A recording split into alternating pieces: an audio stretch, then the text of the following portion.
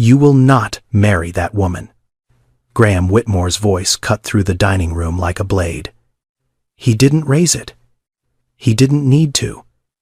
She has a child, no money, no name. She is beneath us, Grayson. Beneath everything I've built for you." Grayson sat still for a moment. Then he folded his napkin slowly, placed it beside his untouched plate and stood up. He looked at his father with eyes that held no anger, just something worse. Quiet certainty. "Then I'm beneath you too, Dad." He turned and walked out. His footsteps echoed down the marble hallway, each one fainter than the last, until the front door closed with a sound that was barely a click but felt like a gunshot. Graham sat alone at the long dining table. The candles still flickered against the polished mahogany. His wineglass sat full untouched. 2 plates of food slowly going cold in a room built for 20 but occupied by 1. That dinner was the last time Graham and Grayson spoke for 11 months. And what happened during those 11 months would destroy everything Graham believed about love, about worth, and about the woman he'd called beneath them. And trust me, when you find out what she did for his son, you won't be the same.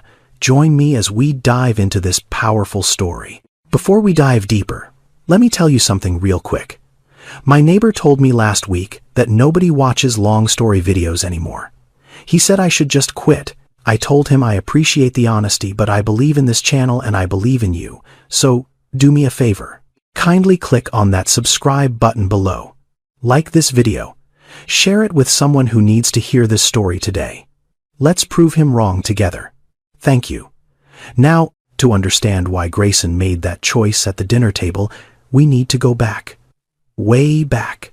Graham Whitmore was not born rich.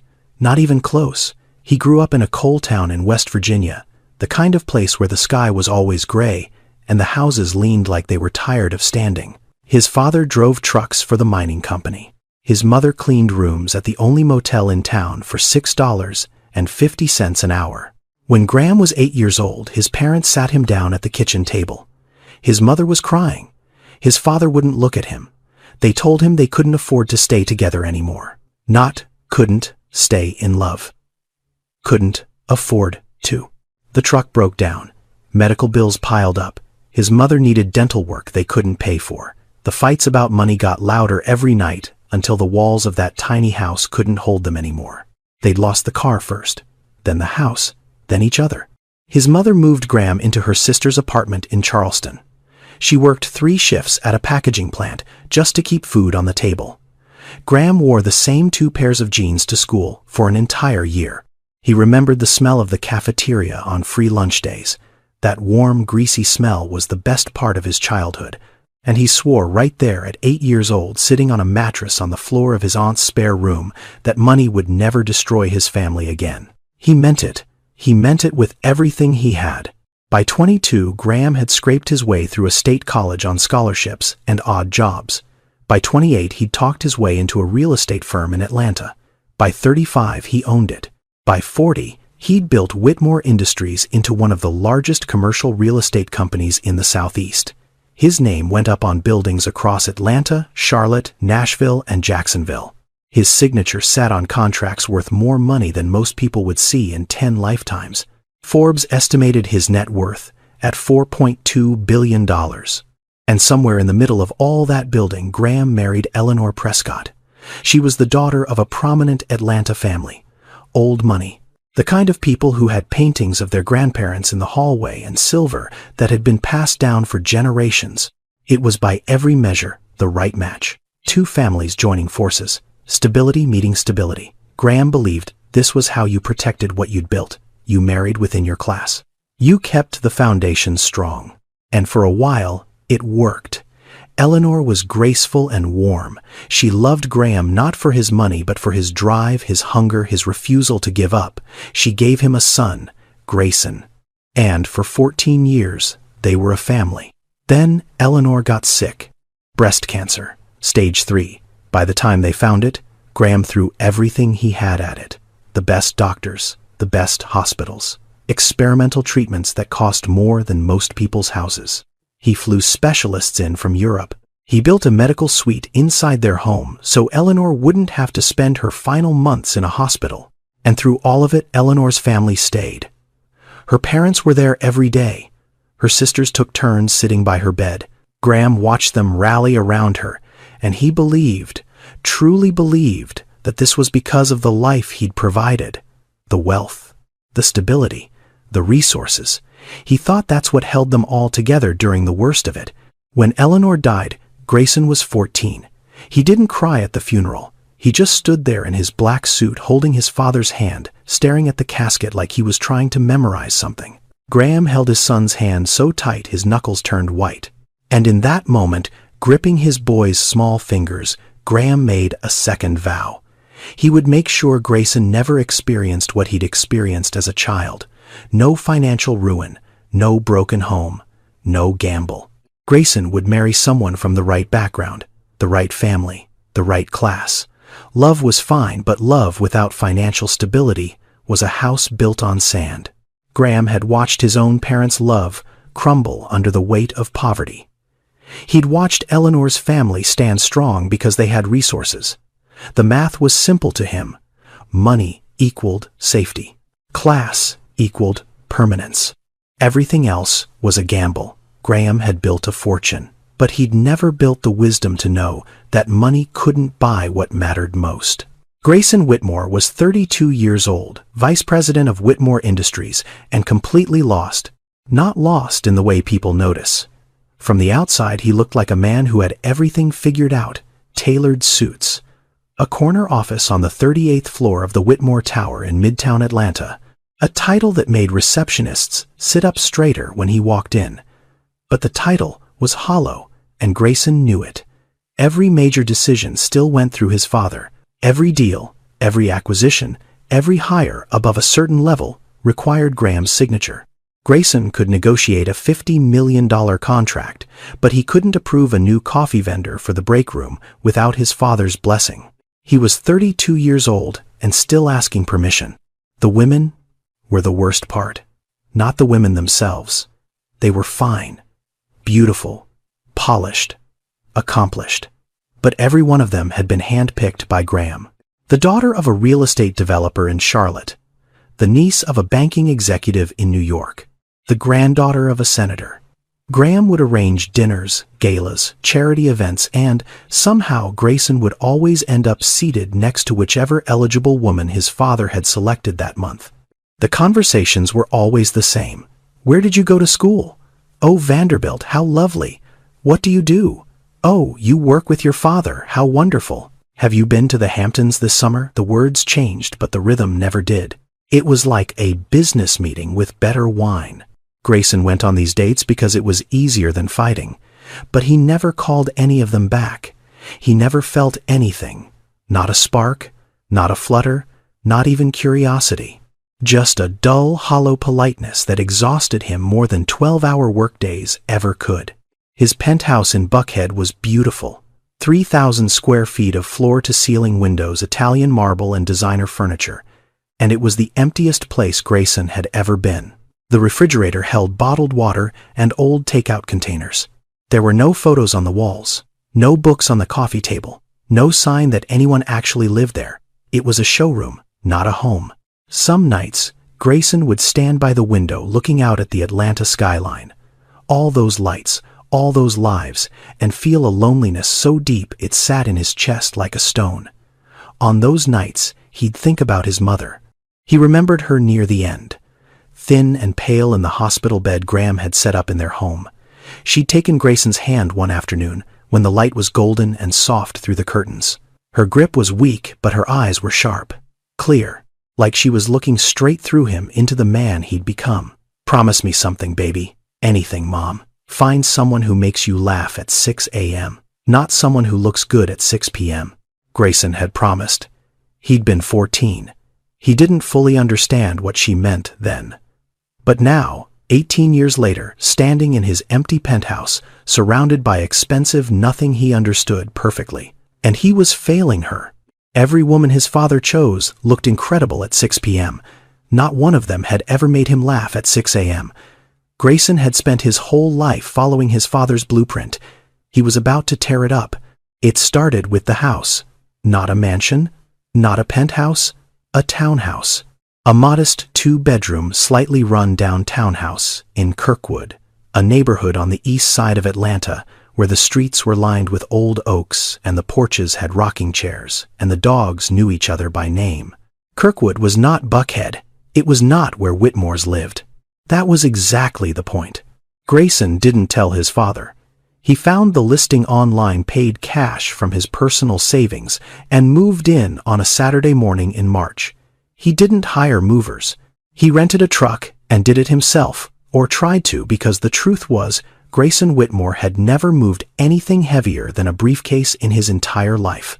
He was standing in the driveway wrestling with a box that was clearly too heavy for one person, his shirt already soaked through with sweat, when he heard a voice from behind the fence next door. "You need a hand. Or you just enjoy wrestling with cardboard." Grayson turned around. A woman was standing at the chain-link fence that separated the 2 yards. She had deep brown skin, dark eyes, with a spark of amusement in them, and her hair was pulled up in a messy bun on top of her head. She wore a faded t-shirt with old paint stains on it and cut-off shorts. Her hands had the kind of calluses you get from actual work, not from the gym. And on her hip sat a little girl, maybe 5 years old, with 2 puffball ponytails and chocolate ice cream smeared across half her face. Grayson wiped sweat from his forehead. "I think I overestimated my abilities." The woman laughed. It was a real laugh, loud and unfiltered. She set the little girl down on the porch steps and came around through the gate. "I'm Brenda. That's Zuri. She's going to ask you about 100 questions. Fair warning." Right on cue, Zuri appeared at Grayson's side, looking up at him with enormous brown eyes. "Do you have a dog?" "No, I don't." "Why not?" "I never really thought about it." Zuri looked at him like he'd said he didn't believe in the sun. Everyone should have a dog. Brenda was already grabbing the other end of the box. "Just lift with your legs." "Come on." They carried boxes for the next hour. Brenda didn't ask what he did for a living.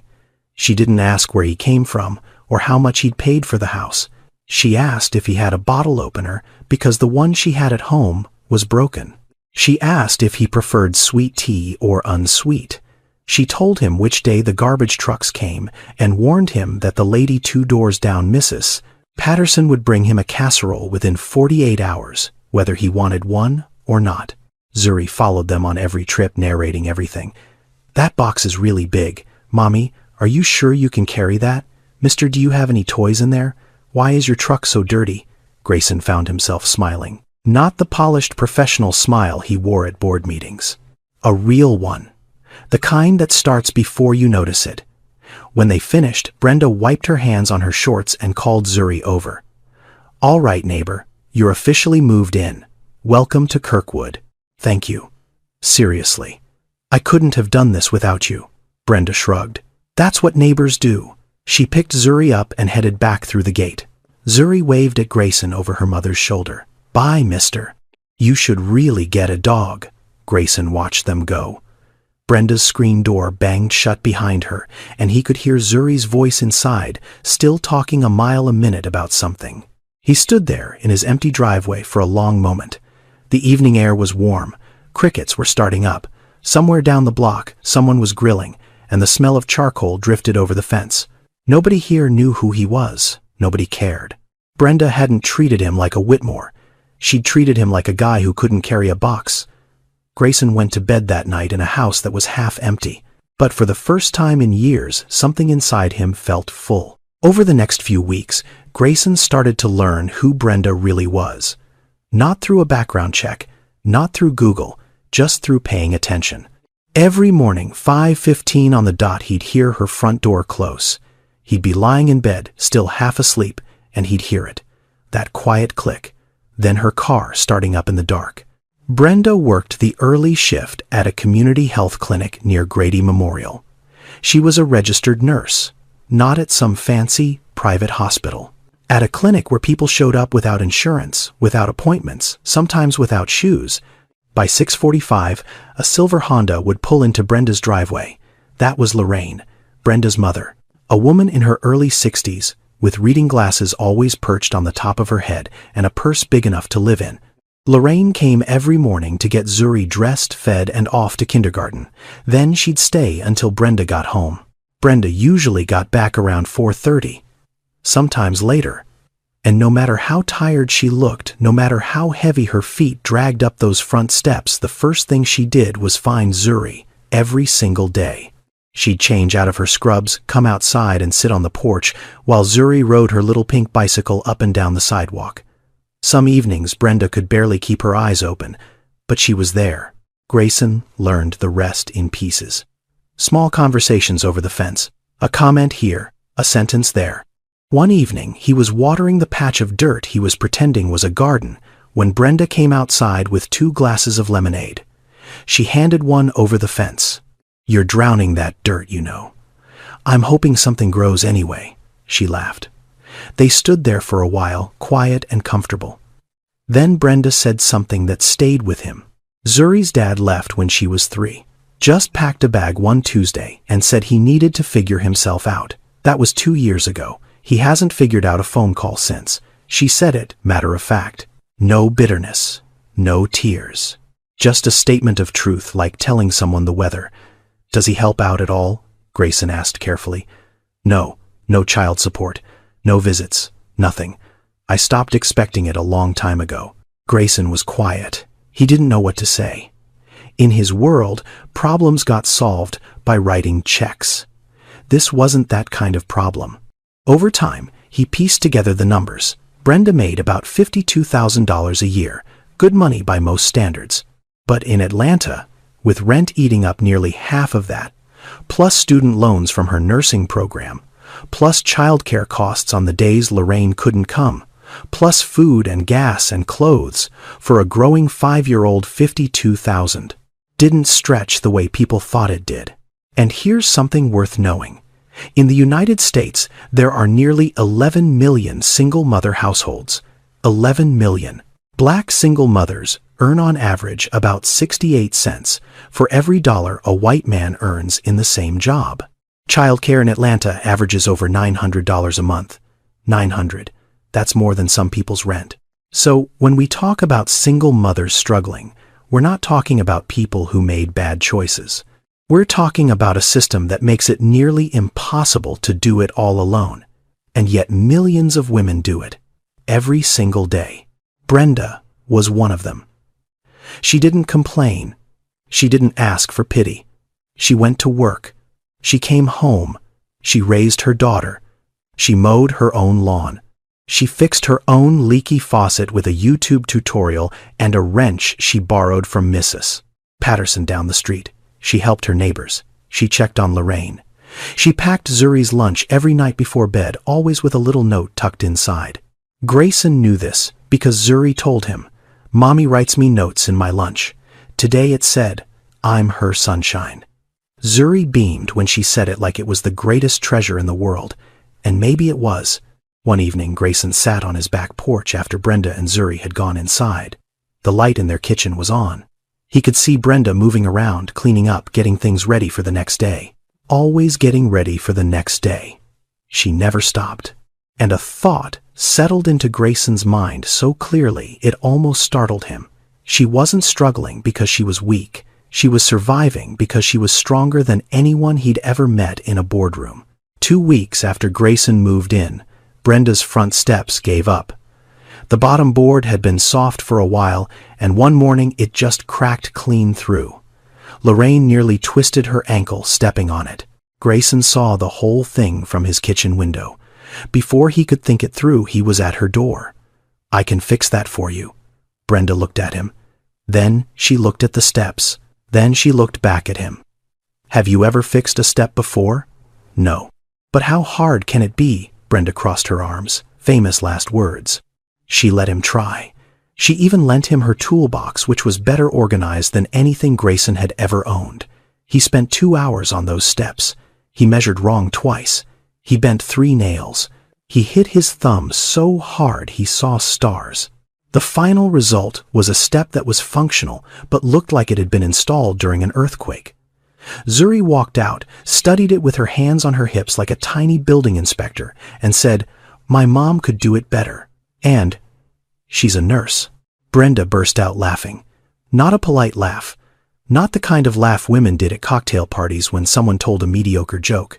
This was a full, unguarded, throwing her head back kind of laugh. It was loud and unpolished, and it was the most honest sound Grayson had heard in years. He stood there with a sore thumb and a crooked step and thought, I want to hear that sound every day. After the steps, something shifted.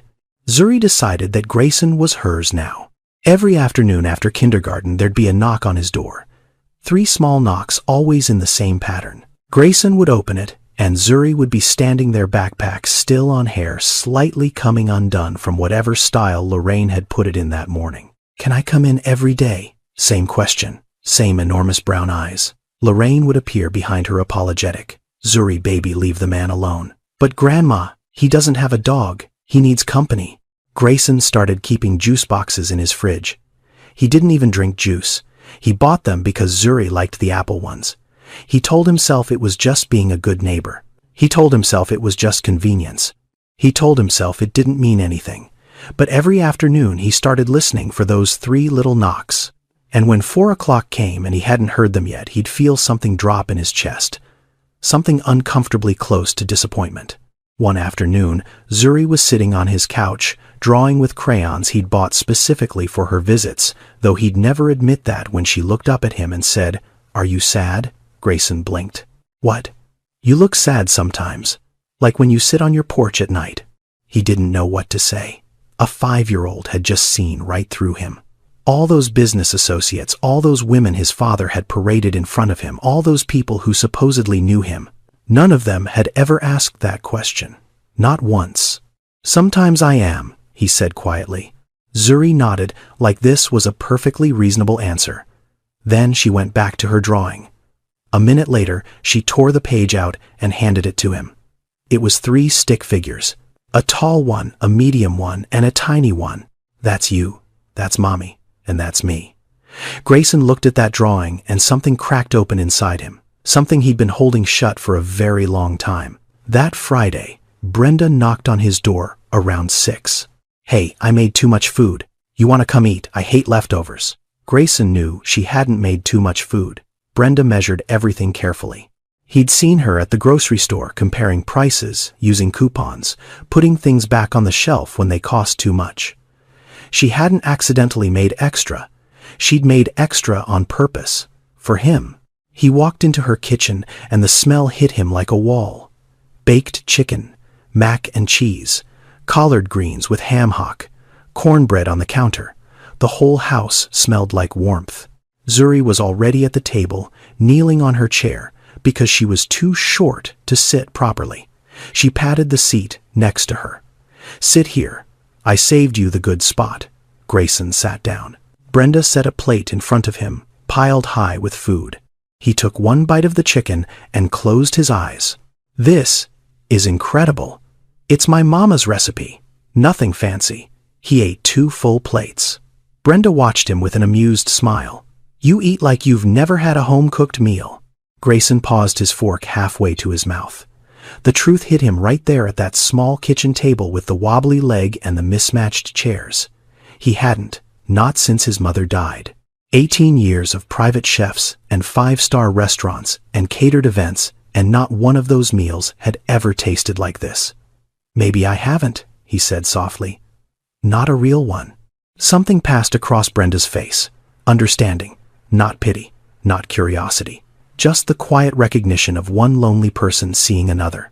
Well, she said gently, you're welcome here any time. Zuri raised her juice box. Cheers. Grayson clinked his water glass against her juice box and felt something he couldn't name.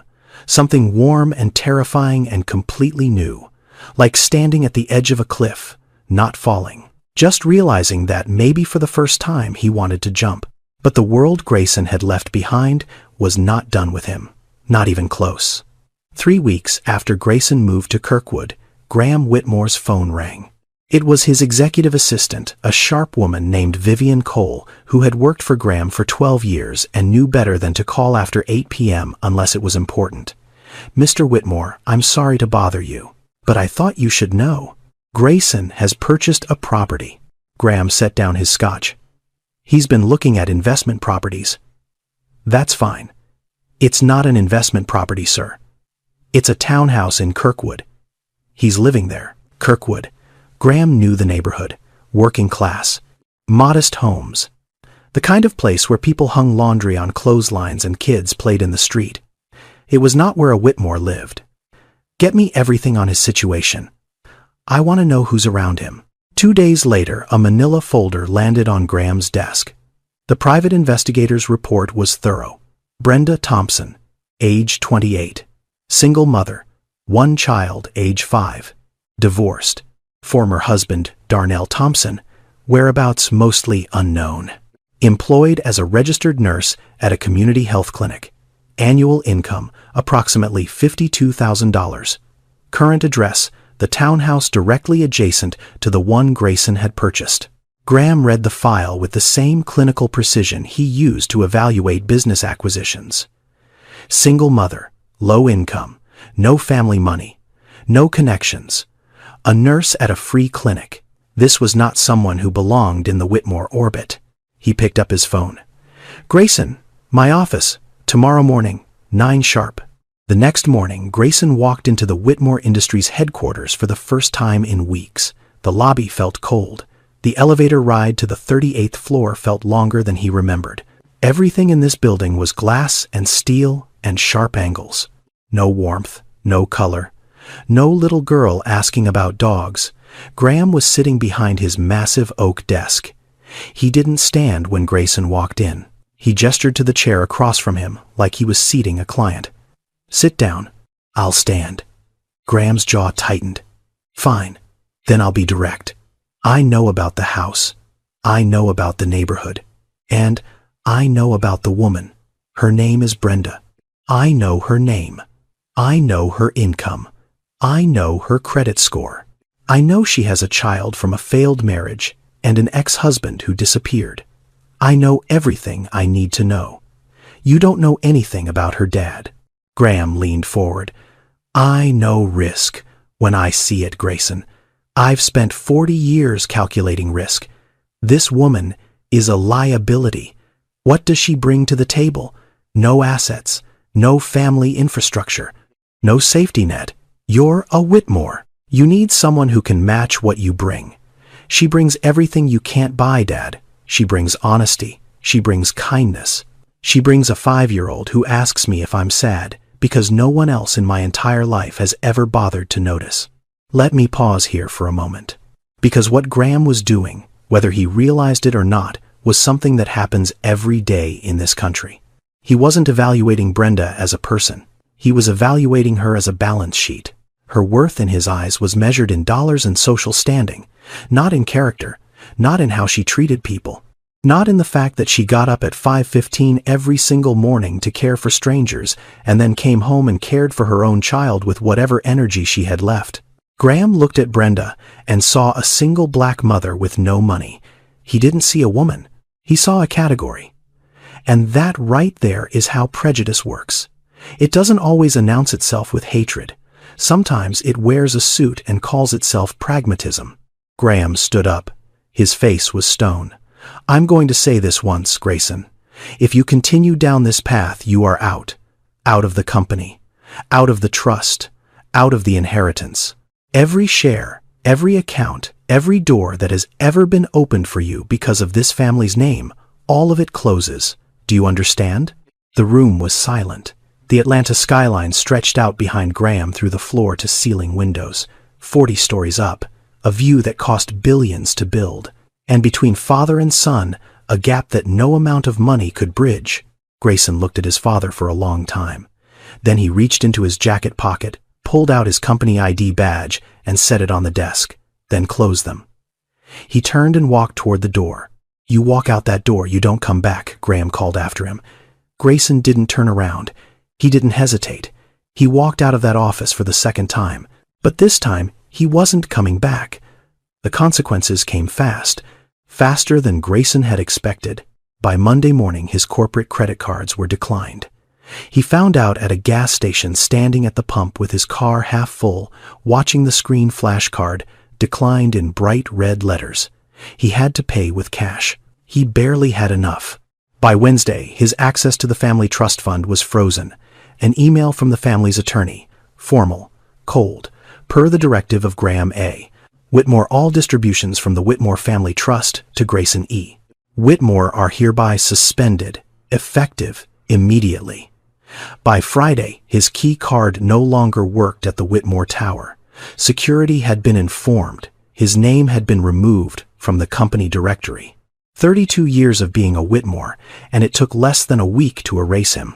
Grayson sat at his kitchen table and did the math.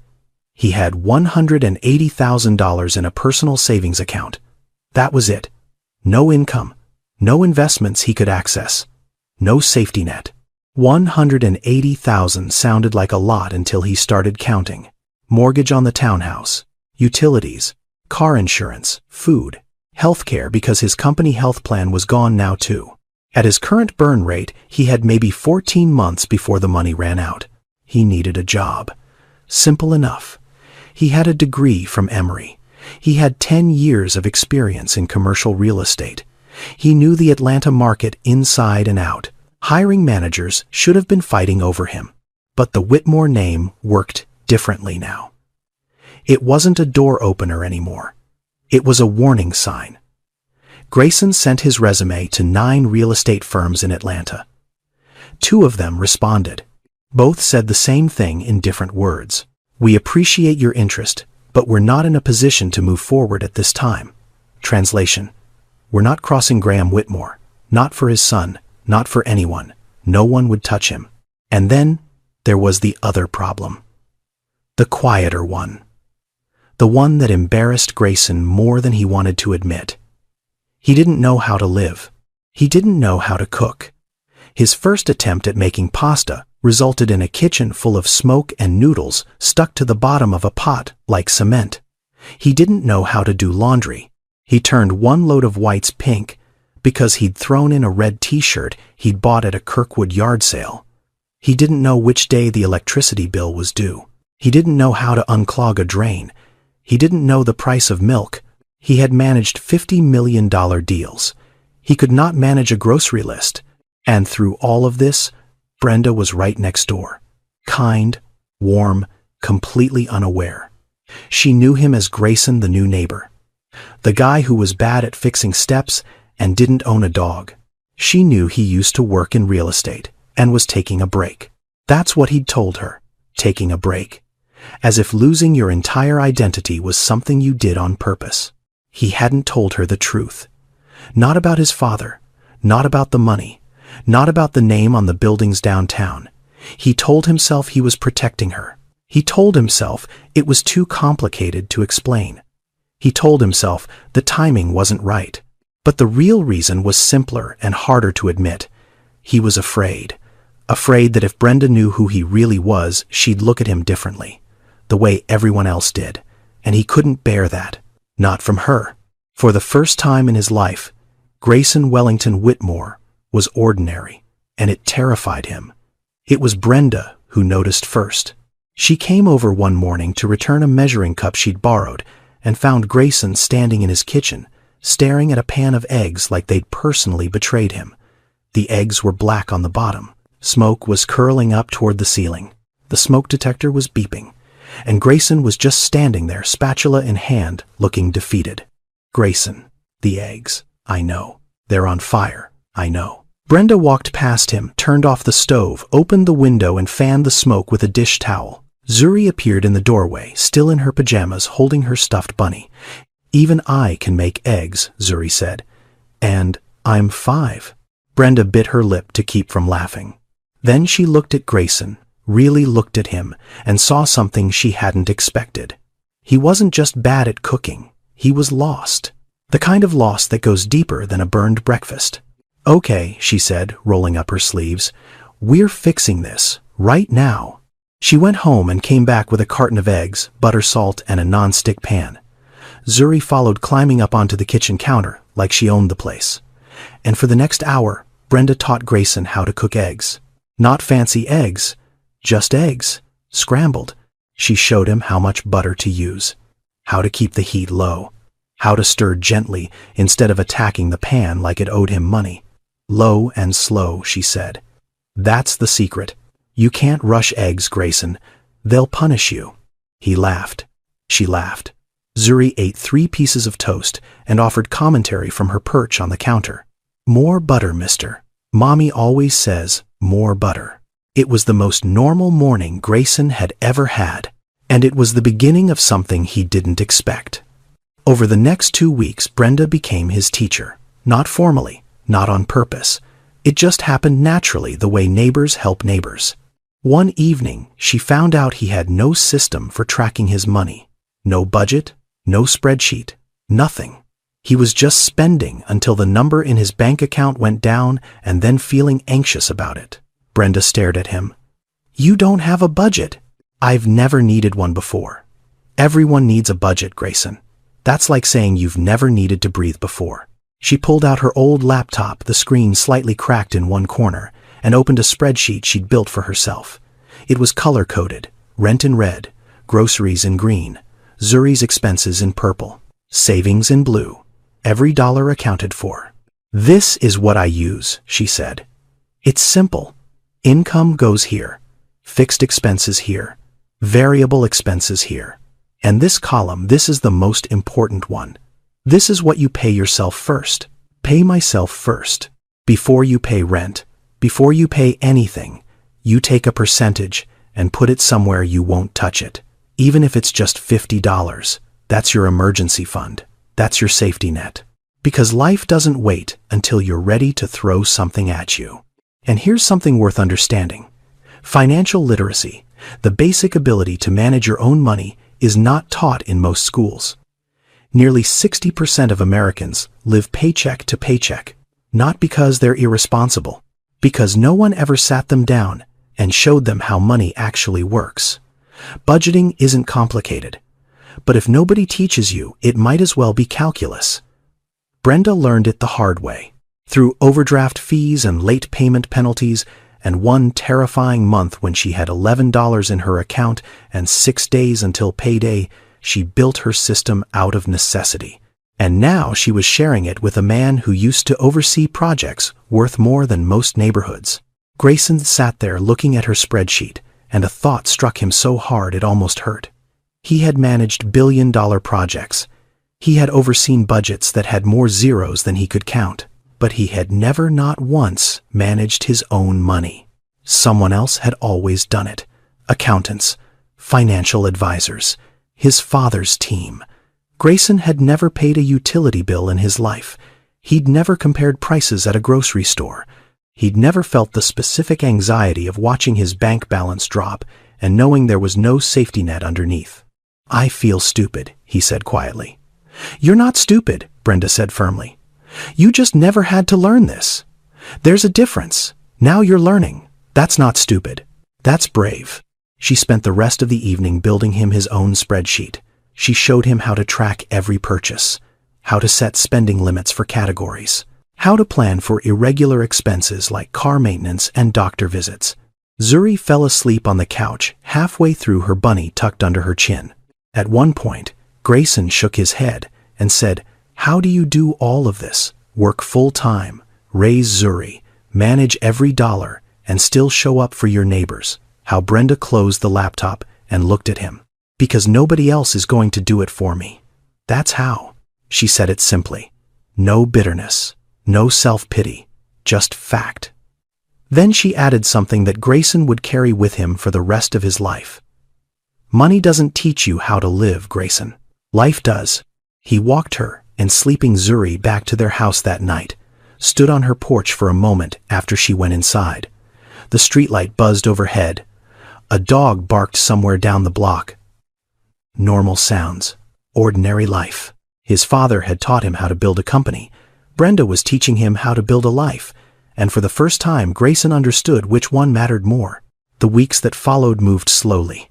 Not in a bad way. In the way that good things take their time. Like bread rising. Like seasons changing. Like two people finding each other without rushing. Grayson started driving Zuri to school on the mornings Brenda had early shifts. It began as a practical arrangement. Lorraine had a doctor's appointment one Tuesday and couldn't come until 9. Brenda was frantic, trying to figure out who could take Zuri to school by 7:45. "I'll do it," Grayson said. "I don't start work until 9. He had found a job by then. Not a corner office, not a VP title, a project manager position at a small construction company in East Atlanta called Red Line Builders. The owner, a no-nonsense woman named Patricia Haynes, had never heard of Graham Whitmore and didn't care about the name on anyone's resume. She cared about whether you could coordinate a job site and meet a deadline. Grayson could. He was good at it. And the salary was $65,000 a year. Less than a tenth of what he used to make. But it was his. He'd earned it by walking in and interviewing like everyone else. When he told Brenda about the job, she actually clapped. Both hands. A real clap. Like he'd won something important. 65,000. Grayson, that's amazing. It's not exactly what I'm used to. It's yours. You earned it. That's better than what you're used to. So on that Tuesday morning, Grayson drove Zuri to kindergarten in his car, which was now a used Honda Civic he'd bought for $8,000 cash. Zuri sat in the back in her booster seat, narrating the entire drive. "Turn left here. No, the other left. Mommy goes this way. Do you know my teacher's name? It's Miss Angela. She has a turtle. His name is Franklin." When they pulled up to the school, Zuri unbuckled herself and grabbed her backpack. Then she turned to Grayson. "Are you picking me up too? If your mom says it's okay, she will. I'll tell her you were very responsible." Grayson watched her run into the school, puffball ponytails bouncing. The teacher at the door looked at him curiously. "You must be Zuri's. I'm a friend of her mom's." Zuri turned around and yelled across the courtyard, "That's Grayson. He burns eggs, but he's getting better." After that, Grayson drove Zuri to school every Tuesday and Thursday. It became routine. And routine, Grayson was discovering, was something he'd never had before but desperately needed. Then came the night everything shifted. It was 11:30 on a Wednesday. Grayson was reading on the couch when his phone rang. Brenda's name on the screen. Grayson. Her voice was tight, controlled, but barely. "Zuri has a fever. 103.4. It won't come down. I need to take her to the emergency room, but my car won't start." He was at her door in 90 seconds. Brenda was holding Zuri wrapped in a blanket. The little girl's face was flushed, her eyes glassy, her body limp against her mother's chest. She looked so small. "Let's go," Grayson said. "Nothing else.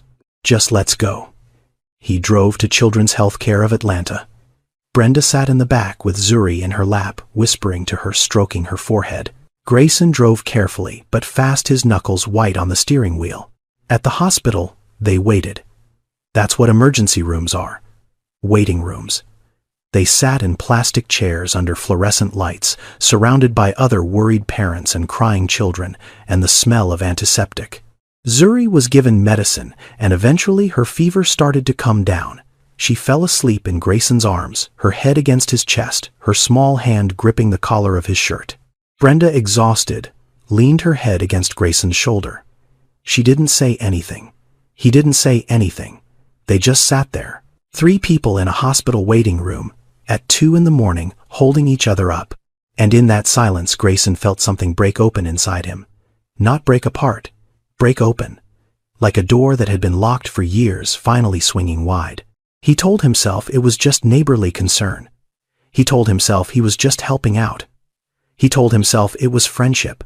But when Zuri fell asleep in his arms, her small fingers clutching his shirt, and Brenda leaned into him like he was the only solid thing in the room, he stopped lying to himself. He was in love with her, completely, terrifyingly, undeniably. The next week, Lorraine came by Brenda's house while Grayson was helping Zuri build a Lego castle in the living room. Brenda was in the kitchen. Lorraine watched Grayson through the window for a long moment. Then she went to her daughter. "That man looks at you like your father used to look at me." Brenda paused, her hands still wet from washing dishes. "Mama, don't start." "I'm not starting anything. I'm just telling you what I see. And what I see is a man who drove your daughter to the hospital at midnight and sat in that waiting room like she was his own child. A man who shows up every day without being asked." Brenda was quiet. Her eyes were wet. "Your daddy wasn't rich, baby, but he was present. And that was worth more than anything. Don't let this one go because you're scared. Brenda wiped her eyes with the back of her hand. I'm not scared, Mama. Yes, you are. And that's okay. Just don't let the fear win. But love, real love, doesn't exist in a vacuum. And there was a truth Grayson still hadn't told Brenda. A truth that could destroy everything. It happened on a Thursday evening. The air was warm. Spring was turning into summer. Grayson asked Brenda to walk with him to the small park at the end of their street. Zuri was with Lorraine. The fireflies were just starting to come out, blinking on and off in the darkening trees like tiny heartbeats. They walked side by side, their hands brushed. Brenda didn't pull away, neither did Grayson. After a while, he took her hand. She let him. They sat on a bench near the old oak tree at the center of the park.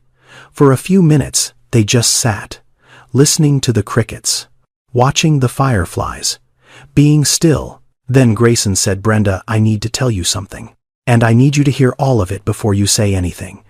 She turned to look at him. His face was serious, more serious than she'd ever seen it. Okay. He took a breath, a long one. My last name isn't just Whitmore. It's Whitmore, as in Whitmore Industries, as in Graham Whitmore's son, as in the buildings downtown with my family's name on them. Brenda's hand went still in his. I was the vice president of the company until a few months ago. I had a trust fund, a penthouse in Buckhead, and more money than I knew what to do with. My father cut me off because I chose to be here, in Kirkwood, near you. He paused. Brenda hadn't moved. Her face was unreadable. I didn't tell you because I wanted you to know the real me. Not the name, not the money, just me. And I know that's not a good enough reason. I know I should have told you sooner. I'm sorry. The silence lasted 10 seconds. It felt like 10 years. Then Brenda pulled her hand away. So everything we had, she said, and her voice was quiet, but it had an edge. Like a blade, it was built on a lie. No, Brenda, no. Everything was real. You let me teach you how to budget. You sat at my kitchen table and let me show you a spreadsheet while you used to manage billions of dollars. You let me think you were just some guy who was down on his luck. I was down on my luck. I am down on my luck. You chose this, Grayson. That's not the same thing. I didn't choose to be a single mom making $52,000 a year. I didn't choose to count every dollar. You walked away from money. I never had it to walk away from. Do you understand how different that is? He did. He felt it hit him right in the chest. And Zuri. Brenda's voice cracked. You let my daughter get attached to you. She draws pictures of you. She asks for you every morning. What happens when your daddy snaps his fingers and you go running back to your real life? What do I tell her then? I'm not going back. This is my real life. How do I know that? How do I trust that you've been lying to me since the day we met? And here's something important to understand about trust. It doesn't break all at once. It cracks, slowly, one hidden truth at a time. And once those cracks spread far enough, it doesn't matter how good the intentions were, the foundation is damaged. Grayson had lied for what he believed were the right reasons. He wanted Brenda to see him as he was, not as his net worth. That impulse came from a genuine place. But the road to broken trust is paved with good intentions. Being vulnerable, being honest, even when it's terrifying, that's not weakness. That's the strongest thing a person can do in a relationship. And Grayson had waited too long. Brenda stood up from the bench. Tears were running down her face, but she wasn't sobbing. She was holding herself together the way she always did, quietly, with her jaw set and her shoulders straight. I need space, Grayson. I need to think. Brenda, please, don't. Just don't. She turned and walked away. Her footsteps were steady on the gravel path. She didn't run. She didn't look back. She just walked. And Grayson sat on that bench and watched her go, the fireflies still blinking around him like nothing had happened. The park was empty. The bench was cold. And Grayson understood for the first time what his father must have felt when his mother walked away. Except this time, it was his own fault. Brenda walked into her house and closed the door behind her. quietly, the way you close a door when you're trying to hold yourself together. The hallway was dark. Zuri's shoes were by the mat, the little pink ones with the butterflies. Lorraine had left the kitchen light on and a note on the counter.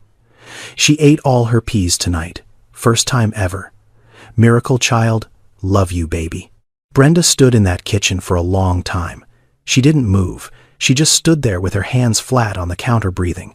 She'd been here before. This exact feeling. This hollow sinking weight in her chest. Like the floor had dropped out from under her and she was falling, but no one could see it. Darnell had done this to her. 3 years ago, he'd stood in this same kitchen, leaned against this same counter, and told her he needed to go find himself. Like he was a set of lost car keys.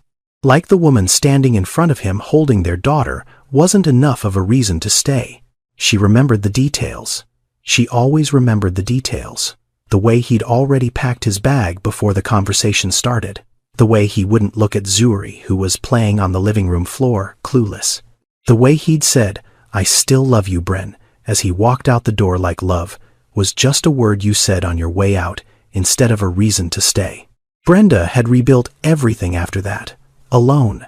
She'd picked up extra shifts. She'd found the apartment in Kirkwood. She'd learned to fix things herself because she couldn't afford to pay someone. She'd taught herself to budget down to the dollar. She'd kept Zuri fed and clothed and loved and whole, even when she herself felt broken into pieces so small she couldn't find them all. She had promised herself one thing after Darnell left. Never again. Never again would she let someone close enough to blindside her. Never again would she trust someone with the parts of her that couldn't survive another blow. And then Grayson had walked in, with his burned eggs and his crooked steps and his way of looking at Zuri like she was the most important person in any room. He had slipped past every wall Brenda had built, quietly, gently, without her even noticing until it was too late. And now, this. She wasn't angry that he was rich. She didn't care about the money. She was angry because he'd let her believe something that wasn't true. He'd let her stand in her kitchen and teach him how to track his expenses while he used to sit in boardrooms worth more than her entire neighborhood. He'd let her think they were on equal ground, and they never were. But was that really what hurt, or was it something deeper? Brenda sat down at the kitchen table, the same table where she'd taught Grayson about budgets, the same table where Zuri drew pictures every afternoon. She put her head in her hands and cried, not loud. Quiet tears, the kind that come when you're too tired to make noise. She didn't hear Lorraine come in, but suddenly her mother was there. A warm hand on her back, the sound of the kettle being filled, 2 mugs set on the table.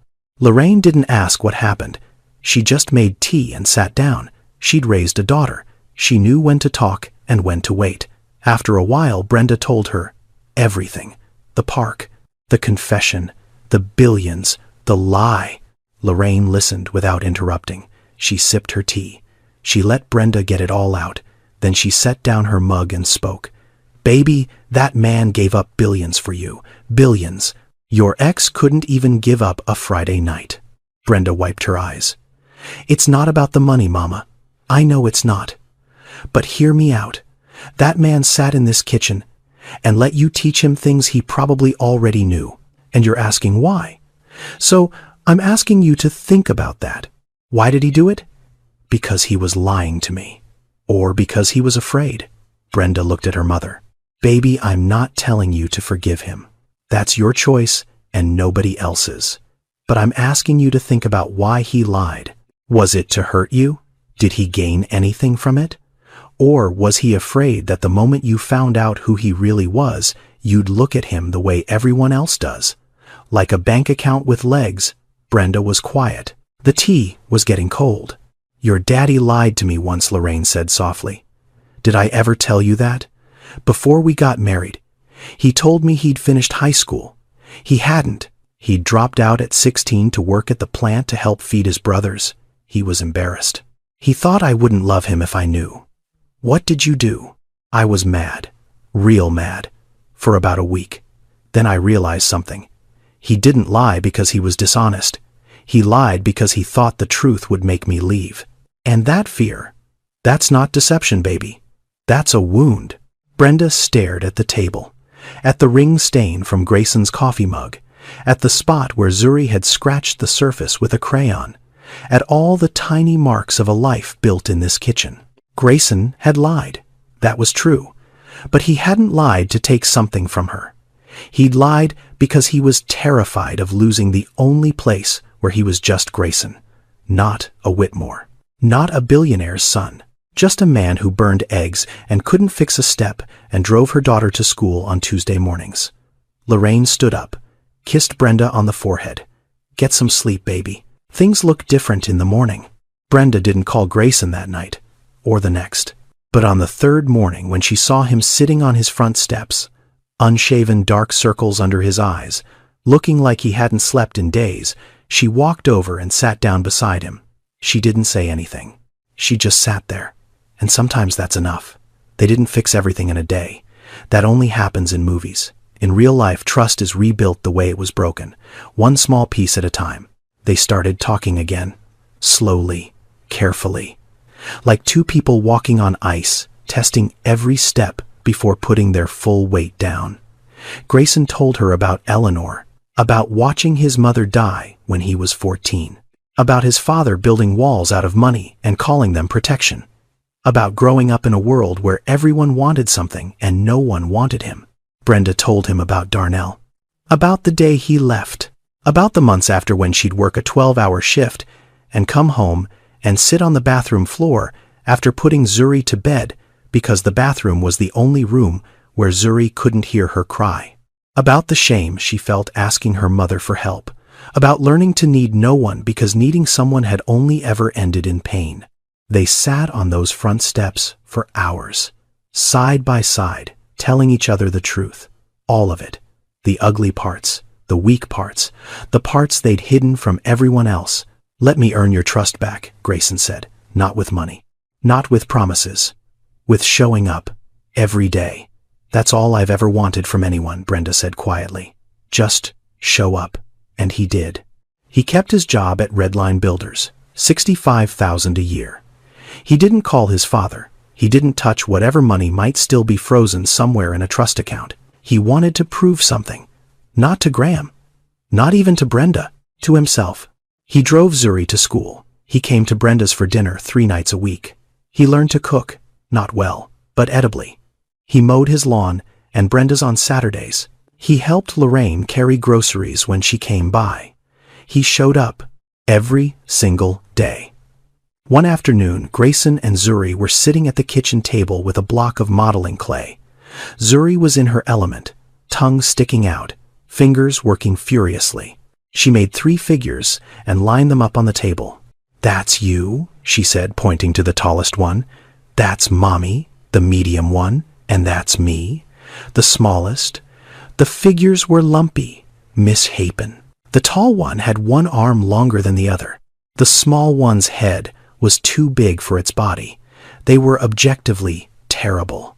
Grayson picked them up one by one and looked at them. His throat tightened, his eyes burned. "Do you like them?" Zuri asked. "I love them," he said, and his voice cracked when he said it. Brenda was standing in the doorway. She'd seen the whole thing, and when Grayson looked up at her, she smiled. A real smile, the kind that starts slow and stays. 3 clay figures on a kitchen table, worth more than every building with the Whitmore name on it. 11 months. That's how long Graham Whitmore sat alone.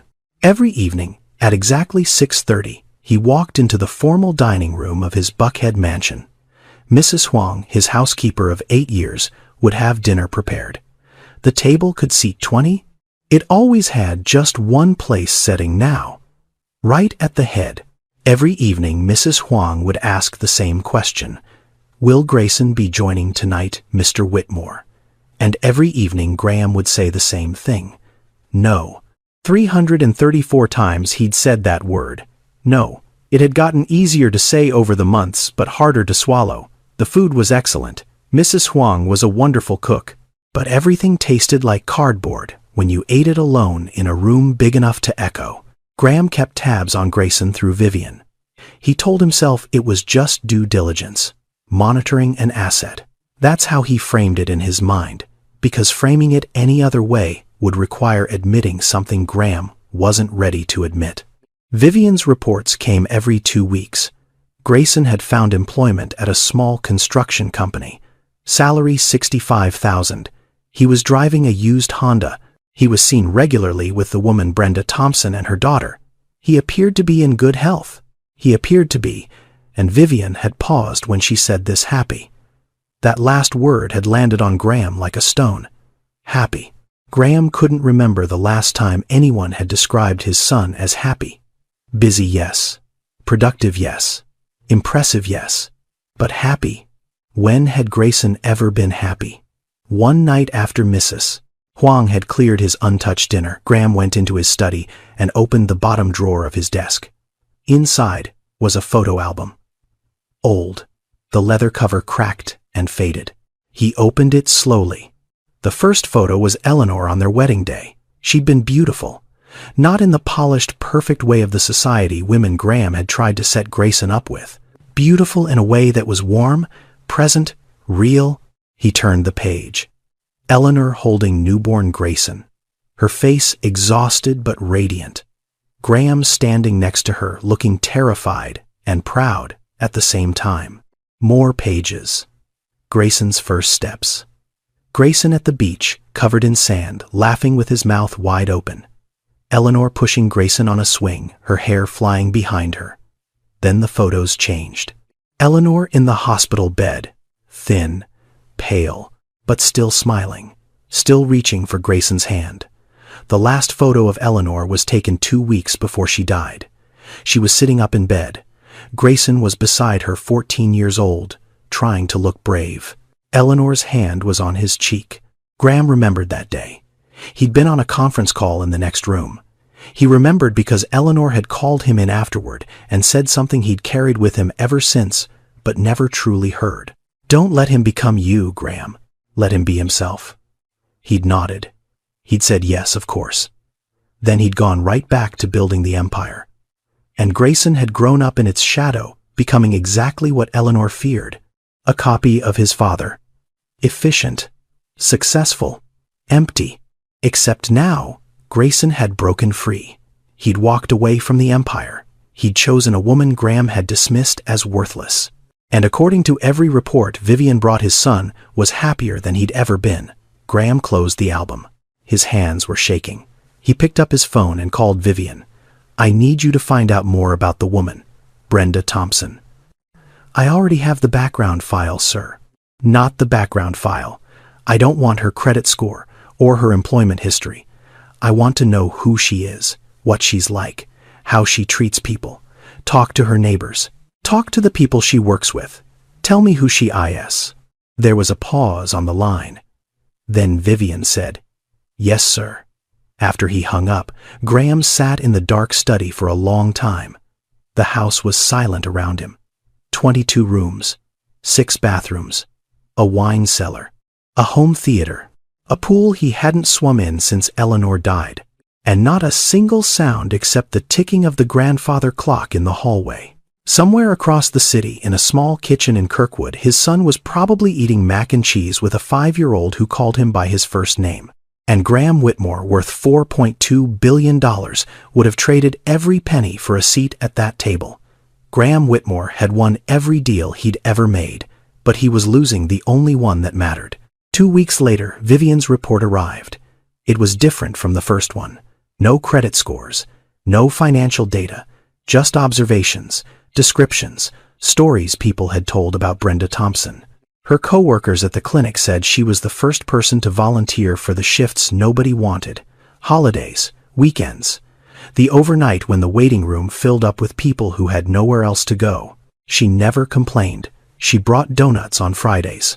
Her neighbors said she checked on Mrs. Patterson, the elderly woman down the street, every single day. Brought her groceries when the weather was bad. Fixed her mailbox when it fell off the post. The kindergarten teacher said Brenda was the most involved parent she'd seen in 15 years of teaching. She came to every event. She read to the class once a month. And the little notes she packed in Zuri's lunch were something the other kids had started asking about. Why doesn't my mom write me notes? One child had asked. Graham read the report twice. Then he set it down and stared out the window at his perfectly manicured lawn. He'd been wrong. Not partially wrong. Not wrong about the details. Wrong about everything. The next Saturday morning, Graham did something he hadn't done in 40 years of wealth. He drove himself. No driver. No security. Just Graham, in a car that cost more than most of the houses on the street he was headed to. He parked 3 blocks from Grayson's townhouse. Close enough to see. Far enough not to be noticed. He turned off the engine and sat there. It was 10 in the morning. The street was alive with the kind of noise that expensive neighborhoods never had. Kids riding bikes. Someone's music playing from an open window. A man washing his car in the driveway, waving to a jogger passing by. Then Graham saw them. Grayson was in his front yard, trying to fix a section of the chain-link fence between his house and Brenda's. He was doing a terrible job. The fence leaned to one side like it was tired, but he kept working, wiping sweat from his forehead, measuring and remeasuring. Brenda was in her yard, watering the small garden she'd planted along the fence line. Tomatoes, peppers, herbs. She was wearing an old t-shirt and shorts, and she was humming something Graham couldn't hear through the closed car windows. And Zuri.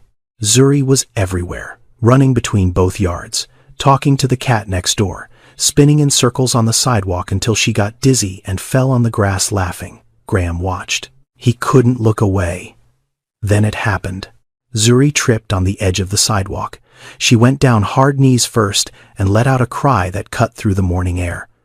Brenda turned immediately, dropping the hose. But Grayson was closer. He was there in 3 steps. He scooped Zuri up like she weighed nothing, her legs dangling, her face buried in his shoulder. Let me see, Grayson said, sitting on the porch step with Zuri on his lap. Her knee was scraped, a little blood, not serious. But she was crying the way kids cry. Big tears. End of the world tears. Grayson carried her inside. A minute later, he came back out with a wet cloth, a box of Band-Aids, and of all things, a popsicle. He cleaned Zuri's knee gently. Put the Band-Aid on with more care than Graham had ever seen anyone handle anything. Then he handed her the popsicle. Zuri sniffled, took a bite, looked down at the Band-Aid. Is it the one with the dinosaurs? The one with the dinosaurs? She smiled through her tears. Okay, I'm brave now. Brenda was standing behind them, her hand on Grayson's shoulder. Not helping, not taking over, just there. Graham sat in his car and felt tears running down his face. He couldn't remember the last time he'd cried. Maybe at Eleanor's funeral. Maybe not even then. His son was kneeling on a porch, putting a dinosaur Band-Aid on a child who wasn't his, treating her scraped knee like it was the most important thing in the world. And in that moment, it was. Because being present for the small things is what turns a stranger into family. Here's something that researchers have known for decades, but that most people still don't fully understand. When it comes to a child's development, emotional availability matters more than financial provision. Studies from the National Institute of Child Health have shown that children with emotionally present caregivers develop stronger attachment security, better emotional regulation, and higher resilience regardless of income level.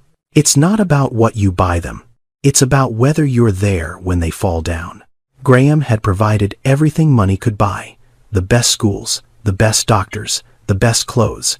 But he'd never put a Band-Aid on Grayson's knee. He'd never sat with his son after a bad dream. He'd never been the one Grayson reached for when he was scared. Graham had spent 40 years believing that providing meant earning. Watching his son put a Band-Aid on a child's knee with more tenderness than Graham had ever shown anyone, he finally understood. Providing means being present. Graham Whitmore stood on the sidewalk in Kirkwood for a full 3 minutes before he moved. He'd driven himself again. No driver, no security. Just a 68-year-old man in a pressed shirt standing in front of a townhouse that was smaller than his garage, trying to remember how to breathe. He knocked. The sound was louder than he expected. Or maybe the street was just that quiet. Footsteps inside. The door opened, and there was Grayson, thinner than Graham remembered, a little tanned, wearing jeans and a t-shirt that had a small bleach stain on the hem. He looked like a completely different person. For a long moment, neither of them spoke.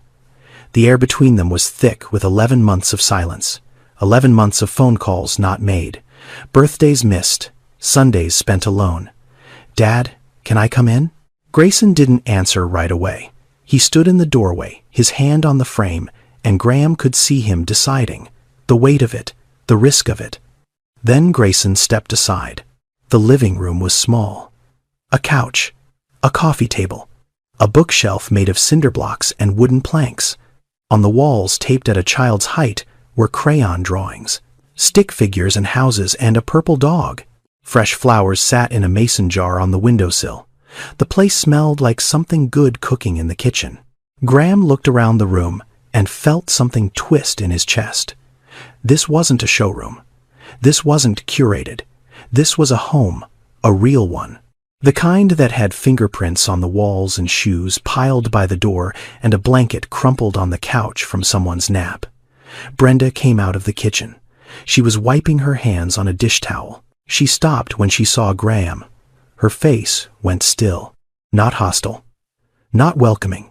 Just still. Grayson stood between them. "Dad, this is Brenda. Brenda, this is my father. Graham." Brenda didn't extend her hand. Graham didn't expect her to. "Please," Grayson said quietly. "Sit down." They sat. Graham on the couch, Brenda in the chair across from him, Grayson beside his father but angled toward Brenda, protecting her without touching her. Graham noticed that, the way his son positioned himself, like a shield. Graham looked at Brenda. She looked back. Her eyes were steady, clear. She wasn't nervous. She wasn't intimidated. She was waiting. "I owe you an apology, miss." "Brenda." "Brenda." Graham paused. He'd given speeches to shareholders. He'd negotiated with senators. But this was the hardest thing he'd ever had to say. "I owe you an apology. I judged you without knowing you. I read a file about your life, and I thought I understood who you were. I didn't. I used words about you that I'm ashamed of. Words I won't repeat because they don't deserve to be said again. And I almost cost my son the best thing that ever happened to him." He stopped. His hands were clasped between his knees. His jaw was tight. Brenda was quiet for a moment.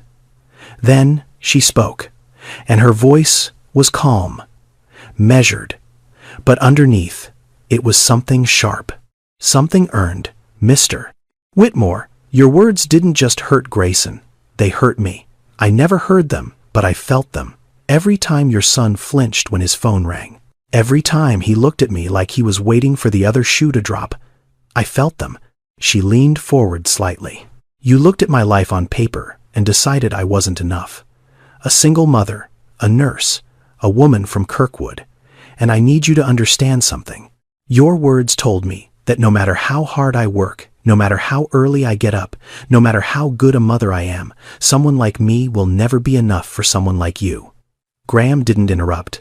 He didn't defend himself. He sat there and took it, every word. "And the worst part," Brenda continued, "is that for a second I believed you. For 1 second I thought maybe he's right. Maybe I'm not enough. And then I looked at my daughter sleeping in her bed, and I remembered. I have always been enough. With or without your approval." The room was silent. A clock ticked somewhere in the kitchen. Graham's eyes were wet. He blinked, hard. "You're right," he said. His voice was rough, like the words were being dragged out of him. "You're right about all of it. And I'm sorry. Not the kind of sorry that expects forgiveness. The kind of sorry that knows it doesn't deserve it." And here's something worth understanding about moments like this. In family therapy, there's a concept called repair. It's the idea that an apology isn't a single event. Saying sorry doesn't reset the clock. Repair is a process. It means showing up again and again. It means changing the behavior, not just regretting the words. It means proving through action over time that the harm was recognized and the pattern has broken. Graham was at the beginning of that process. One apology in a small living room. It wasn't enough, but it was a start. The tension in the room was so thick you could feel it pressing against your skin. Grayson was staring at the floor. Brenda was looking at Graham with eyes that held hurt and something else. Something that might, in time, become something like respect. And then the door to the hallway burst open. Zuri ran in like a tiny hurricane, ponytails bouncing, socks sliding on the wood floor. She skidded to a stop when she saw the stranger on the couch. She looked at Graham, head tilted, eyes wide, studying him the way only children study people, without pretense, without agenda, just pure curiosity. "Are you Grayson's daddy?" Graham looked at this little girl, 5 years old, missing one front tooth, chocolate smudge on her chin, looking at him like he was a puzzle she wanted to solve. "Yes," Graham said, and his voice broke on that one word. "I'm Grayson's daddy. He talks about you." "He does." "Yeah. He says you're really smart, but you don't always understand things." Zuri shrugged as if this was a perfectly normal observation. Then she brightened. "You should come to dinner. Grayson makes terrible eggs, but Mommy's chicken is really good." Brenda's face softened. "Not all the way, but enough." "Zuri baby, go. Wash your hands. Can he stay for dinner?" Brenda looked at Graham. Really looked at him. Not at the billionaire. Not at the man who'd tried to end her relationship. At the father sitting on her couch, with tears on his face, trying to find his way back to his son. "Yes," she said. "He can stay." Zuri pumped her fist. "Yes, I'll set another plate. We only have the ones with flowers on them, though." "That's fine," Graham said. "I like flowers." They ate in the kitchen. Brenda's baked chicken, mac and cheese, collard greens, cornbread. The table was a folding table with a tablecloth that had a small stain in one corner. The chairs didn't match. Zuri sat on a phone book to reach her plate. Graham ate slowly, carefully, tasting every bite. Mrs. Huang was an excellent cook. 5-star restaurants were available to him any night of the week. But this food, this simple homemade food served on flower plates at a folding table, tasted different. It tasted like something he'd been missing for a very long time. Zuri talked through the entire meal. About school, about Franklin the turtle, about the dog she was definitely getting someday. Graham listened to every word, and for the first time in years, he wasn't checking his phone under the table. He wasn't thinking about contracts or acquisitions or market trends. He was just there, present, listening to a 5-year-old describe in extraordinary detail the art of making friendship bracelets. That evening, Graham Whitmore ate baked chicken at a folding table in a kitchen smaller than his closet, and it was the best meal he'd had in 11 months. 1 year later, the wedding was in the backyard. Not a ballroom, not a cathedral. The backyard of the Kirkwood townhouse, with string lights hung between the fence posts and folding chairs borrowed from the church down the street. Brenda wore a simple white dress, not designer, not custom, a dress she'd found at a consignment shop in Decatur for $85. It fit her perfectly. She looked beautiful, not because of the dress, because of the way she smiled when she saw Grayson waiting for her under the old oak tree. Zuri was the flower girl. She took the job extremely seriously. She walked down the aisle, which was really just the garden path, dropping petals with the focus of a surgeon. When she reached the front, she whispered to Grayson, "I didn't spill any." Graham stood beside his son. He was wearing a suit, but not the power suit he wore to board meetings. A simple, gray one. His eyes were red before the ceremony even started. The guest list was small. Lorraine, Mrs. Patterson from down the street, Patricia Haynes, Grayson's boss at Redline, a few of Brenda's co-workers from the clinic, Mrs. Huang, who Graham had given the day off specifically so she could come. About 30 people total. It was the smallest event Graham Whitmore had ever attended. It was also the most important. When Grayson and Brenda exchanged vows, they kept them short. Grayson said, "You taught me how to live. I promised to spend every day being worthy of that." Brenda said, "You showed up every day. That's all I ever needed." Grayson didn't go back to Whitmore Industries. Instead, he started something new. A small company called Foundation Homes. The idea was simple. Use his knowledge of commercial real estate to build affordable housing in neighborhoods that needed it most. Small homes, solid construction, fair prices, the kind of houses where families like Brenda's could actually build a life without drowning in rent. Graham invested. Not because it was his son's company, because for the first time Graham saw a Whitmore project that wasn't about profit margins, When someone asked him why he backed a company that would never make him rich, Graham said, "It's the first smart investment I've made with my heart." Brenda kept working at the clinic. She didn't quit. She loved her patients. She loved the work. And she believed, as she always had, that showing up for people who needed help was not just a job.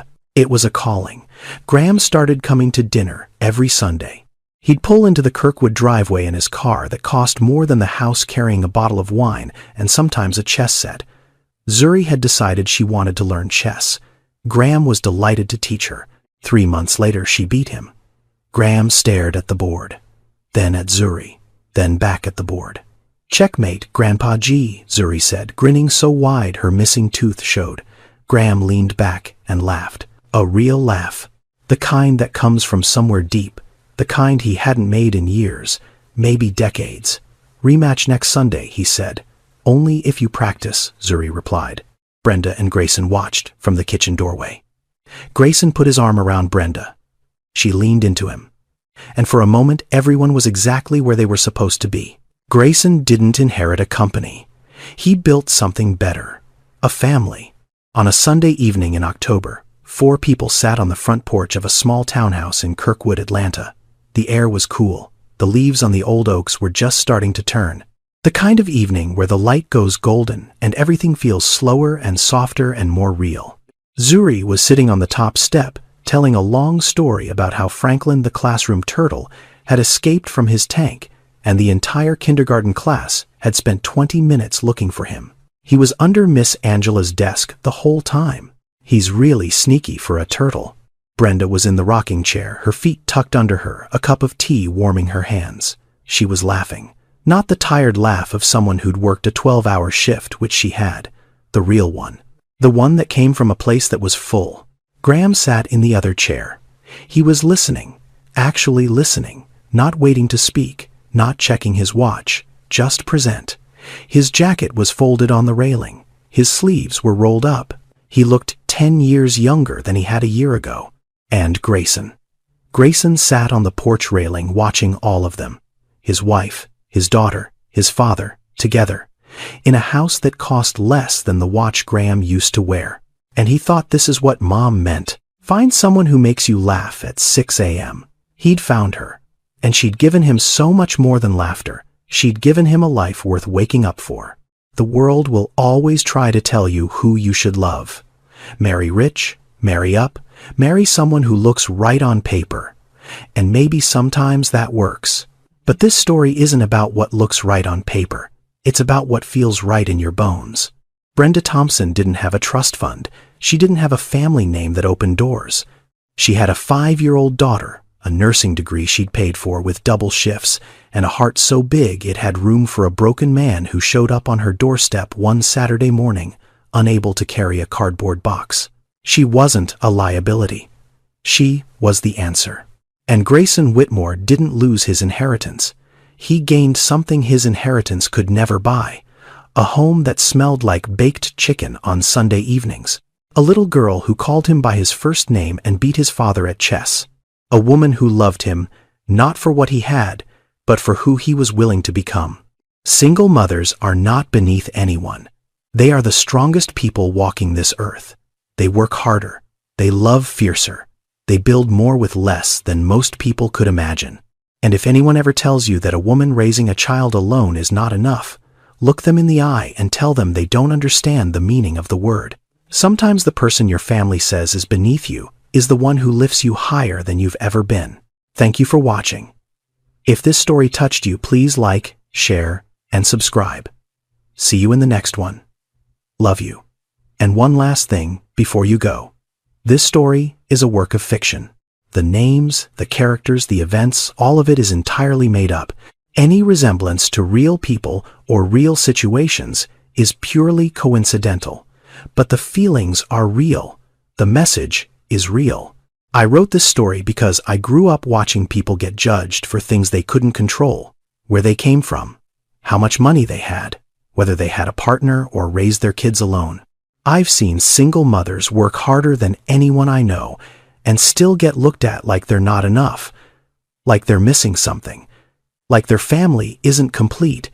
It is complete. You are complete. If you're a single mom watching this right now, or a single dad, or anyone who's ever been told you're not good enough because of your circumstances, hear me. You are enough. You always have been. The people who can't see that are the ones who are missing something, not you. And if you know a single mom who needs to hear this today, share this video with her. Sometimes a story is just a story, but sometimes it's a mirror. And sometimes seeing yourself reflected back, even in fiction, is the reminder you didn't know you needed. Take care of each other. I'll see you next time. Welcome to the Story Channel. Before we begin, I'd like to share a few notes. The content in this video uses AI-generated images and voice narration, combined with the channel's creative editing. Everything is intended solely for entertainment purposes and does not depict or reflect any real events or real people. Hope you enjoy the story and have a great time watching.